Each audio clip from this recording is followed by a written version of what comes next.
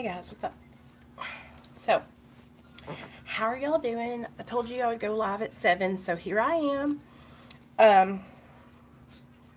So I just put up a video talking about my 995 people on the channel and how thank you for everybody who shares my videos and invites people over here, and just thank you for being a regular viewer, you guys. I just appreciate it. And not only do I appreciate it, it helps me because you guys help me stay on track. So it's just like really a way for me to be accountable, because I have these people on YouTube who are like, you know, look forward to me uploading, and so it kind of helps me keep a accountability. Hey Avalon. So I just want you guys to know that I really do appreciate it. So I wanted to talk to you guys about addiction and how, you know, when somebody is struggling with the disease of addiction, it's almost like watching somebody slowly kill themselves. It's like you can't really do anything to expedite the process, you know. There's always, like, I always hear from family members who will reach out and they will think, oh, well, you know, is there something I can do to change it, or Mommy, is it something I've done wrong? Yeah. Can you just give me something to eat or not? What would you like? What do you have? Nate, when you get done watching that, we'll go downstairs and make something to eat, okay? It's like a slow suicide, you know? It's so depressing to watch somebody that we care about and we love struggle with the disease of addiction. Yeah, it's totally like, yeah, Avalon, absolutely just totally dead inside, you know? So what I was thinking about, because I was thinking about that, was I was thinking about different ways that my family tried to kind of push me to my rock bottom, tried to help me reach that rock bottom a little bit quicker. And I thought I'd share with you guys some of the things that, you know, we tried, my family tried, and my friends tried to do to get me to wake up, to snap out of it. If I think really far back to when I was younger, to when I first really started to realize that I had a problem with drugs and alcohol, I was partying every single night. I would, you know, go out to the club Friday night and shut the club down. I would be there till 5 in the morning. Hey, Mama Ricky. I would be there till 5 in the morning, you know, shutting the club down. And I wouldn't come home on my curfew when my parents would want me to be home. And so very quickly, my parents were like, this isn't going to work out. Like, you got to get out. So they kicked me out. So that was the first step. That was the first thing that they did to kind of try and wake me up and get me to snap out of it, right? They kicked me out of the house. If you're a real drug addict, getting kicked out of the house is not going to do anything. Like, you're just going to find other ways to do what you need to do. You're going to move in with a friend. You're going to get a job and start running around or start hustling. You know, we do all kinds of different things to get to where we need to get, especially if we have a dependency to, you know, to a certain drugs, especially like opiates and stuff, because your body needs them and you're not going to go through withdrawal. That's the thing. It was like a lot of times, you know, you don't want to be sick. You don't want to be sick. So getting kicked out didn't even put a dent in my motivation. You know, I was still hitting it hard. And at that time, I was like, there's nothing wrong. I'm young. I'm partying. I'm just having a good time. Why don't they get off my back? You know, they're just overreacting. Mommy, go give me something. Hey, Nate, look at me.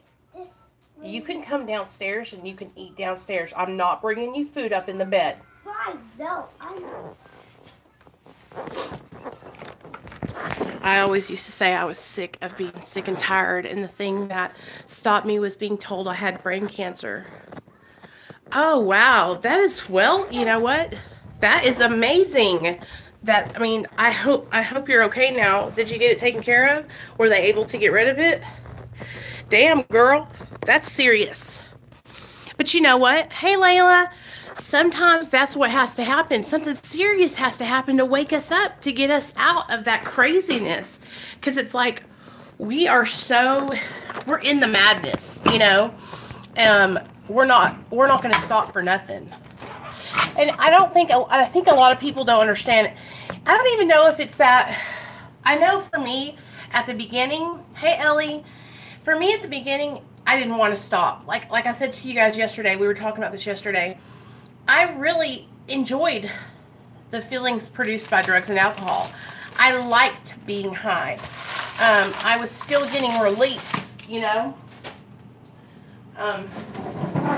So I don't think I really started wanting to stop getting high until I started experiencing negative consequences, like, you know, going to prison, getting put on probation, losing my jobs. Hey, Meg. Losing my friends. Okay, so that brings me to the second thing that happened, that my family and my friends kind of like rallied together, right? So I was best friends with this girl named Candy, and I lived with her. We roommated up. She got herself a nice little trailer, and she let me move in with her, right? I mean, you guys, we were bosom buddies. I'm talking like best friends till the end. I've known this girl since I was born, you know. We're both half Mexican. We were both about the same size. I mean, we just ran together hard. And she let me move in with her, and I would come home every night smashed on bars. I would come home just so fucked up on bars, and then I would go into the refrigerator and I would get our food that we like bought to live off of, and I would eat it all in the middle of the night in a Xanax high. And this happened probably like 3 or 4 times, and Candy was getting pissed. She was like, bitch. So one night I had went into the refrigerator and I had got a big ass piece of chocolate cake. And I had taken it to my bedroom, and I was sitting in the bed with this piece of chocolate cake with icing on it, just eating it with my hands, right? She walked in, and I was in there eating this chocolate cake, and I guess it was hers. I can't really remember. And you guys know how I wear my hair in a bun? I had my hair up on top of my head in a bun, and she grabbed my hair by my bun, and she pulled me by my bun all the way out of the house, threw me out. Don't ever come back until you get sober. I can't watch you killing yourself anymore. And I remember that night, I was so mad at her, you guys. I was so mad at her. I was like, I'm never talking to that bitch again. She could go fuck herself. And now, you guys, I'm so grateful to her for trying to show me that she cared about me and wanted me to change. You know what I'm saying? Now I understand why she was doing that, because she was slowly watching me die. You know, I was so pathetic. And that, you guys, that was early in my addiction. I was like 20-something years old. Oh, y'all. I was promiscuous. I was bringing guys home all the time, different dude every single night. Guys would I would come home with a guy, and then another guy would show up right behind it. I was running like a red light special, you know, and we were supposed to be living together and being responsible, you know, and here I am like 20-something years old running a fucking whorehouse out of her fucking side of the house, you know. All right, Mama. It was just so crazy. So she had been talking to my mom and dad, and my parents were just like really starting to lose hope. And then I met LD, and we moved in together, right? And we were living, actually, this is before we got our little trailer. We were living with his sister, okay, in this little 1-bedroom apartment. And y'all are gonna die. Okay, so me and LD, we started getting high on meth all the time. I was working at Shoe Carnival. Life was good. Life was sucky. We were living in a 1-bedroom apartment. It was me, him, his sister, her 3 kids, her boyfriend, their dad. I mean, it was like the damn Mexicans squeezed into this one apartment. I can say that because I'm a Mexican. And you open the door and people just keep on coming out like a clown car. Well, we were getting messed up, you guys. Like, We didn't have, every night we would be tweaking all night long. We would seldom sleep. We barely had anything. We didn't have no food. It was just like, ugh, you know. Well, one night we decided we were going to go to bed. We'd been up for too many days. We were going to go to sleep. And then woke up the next morning, and there's somebody at the door. Miss Nicole, Miss Nicole. So I come out. What? Miss Nicole, somebody done stole your car, girl. Somebody done stole your car, and they look just like you. I looked out there down in the parking lot. My car was gone. My mom and dad had done come up in there and took my car. Now, you guys got to understand something. I was a drug addict, but I paid my motherfucking car payment. I paid my insurance because I needed to get around. I got on the phone. Where the fuck is my car at, Mom? Dad, where's my car? Bring my car back.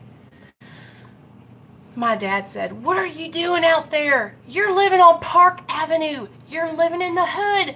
Your car's going to get stolen. We're trying to help you. We're trying to help you. I was like, no. Y'all are not trying to help me. You're trying to get up in my business. Stay out of my business. Well, at this point, my dad was like, fuck this. I don't want to be on the title with you anymore. I'm worried that you're going to do something and I'm going to have to pay for it. So my dad got himself removed from the title, okay, and they took me off their insurance and made me get my own insurance. Okay, better yet, thank you. Now I don't have to deal with y'all anymore, right? Well, that didn't help. I was so pissed at them for taking my car. But they did that, you guys, because they were trying to get me to wake up. But it wasn't working because I wasn't ready to wake up. I wasn't ready to stop doing what I was doing. You guys, I was only 24. I didn't get sober until I was 32 years old. Okay? So I got my car back.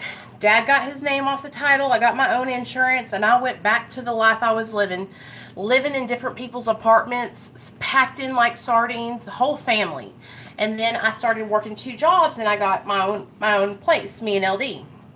Well, once we got our own spot, you guys, life got even more crazy because he started beating me up. And that's where I started coming to family gatherings with black eyes. I would come to work, you know, with busted lips.